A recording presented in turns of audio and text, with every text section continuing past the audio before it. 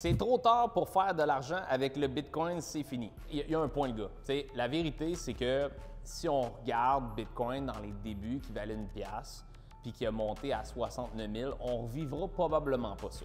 Okay? On revivra probablement pas des pourcentages qu'on a vécu. J'ai acheté mes premiers Bitcoins autour de 2000 $ en 2017. Bitcoin qui monte de 2000 à 20 000 dans la même année pour faire un 10x. Bitcoin qui part de 4000 dans le marché baissier de 2021-2020 puis qui monte à 69 000, on ne revivra pas des pourcentages comme ça, fort probablement. Si, exemple, tu es en mer puis tu as un gros paquebot, bien, c'est plus dur de faire virer un paquebot que si tu as un speedboat. Okay? Fait que littéralement, si on regarde Bitcoin dans les débuts des années 2010, 2011, 2012, on peut comparer Bitcoin à un speedboat. Okay? Littéralement, il n'y avait pas beaucoup de volume, ça se malayait comme ça, tu pouvais faire bouger le prix, un peu comme certaines cryptos, que tu mets un 1000 dedans puis le prix il bouge, bien Bitcoin c'était ça, v'là 10 ans.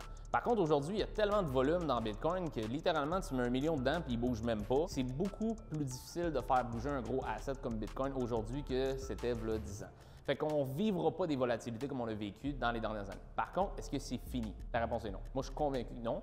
Pourquoi? Parce qu'avec le Bitcoin Spot ETF qui vient d'arriver, on a les institutions qui vont commencer à rentrer, on a des gros joueurs qui vont commencer à rentrer. Il y a beaucoup d'adoptions qui commencent à arriver dans le marché des cryptos.